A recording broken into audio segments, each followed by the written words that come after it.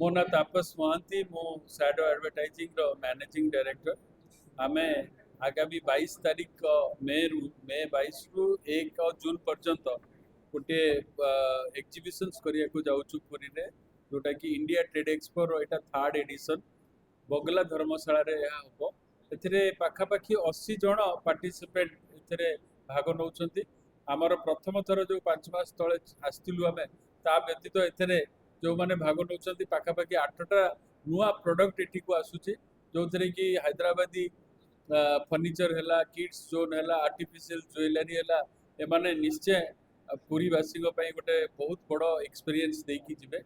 मु आशा करूची समस्ते एथरे ए जो गरम होची संध्या बेले समय नहीं सेतरे संध्या बेले आसिक एठी उपभोग करिवा पई मु सब पुरीवासी को पाखरे विनीत प्रार्थना करूची सांस्कृतिक कार्यक्रम एथरे नहीं एथरे केवल गोटे फूड जोन रोची से फूड जोन रे हमर स्ट्रीट फूड रो सर्व करिवार व्यवस्था रोची इंडियन स्ट्रीट फूड निश्चय साधारण जनता पई आमे जो प्रोडक्ट सब मॉल रे पाउने दुकान रे पाउने से प्रोडक्ट एटी बहुत अफोर्डेबल प्राइस रे आमे पाई परिबा जोतरे कि बहुत इनोवेटिव जिंस जेमती हेल्थ केयर रे तो मसाजर हैला ये हैला एगुडा को एमती नॉर्मल दुकान रे मिले नै सेगुडा को एटी सब मिली गत वर्ष अपेक्षा 8टा प्रोडक्ट निश्चय अधिक रहउची 8टा प्रोडक्ट भितरे आपन को हेल्थ केयर रो रहउची फर्नीचर रो रहउची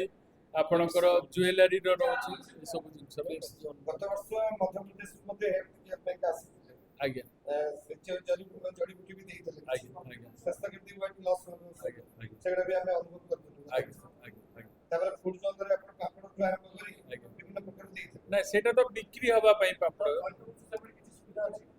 आज्ञा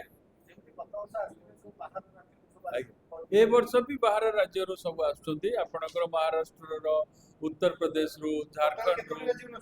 पाखापाखी 17टा राज्य रो आछुंती 17टा राज्य रो पार्टिसिपेंट एठरे भाग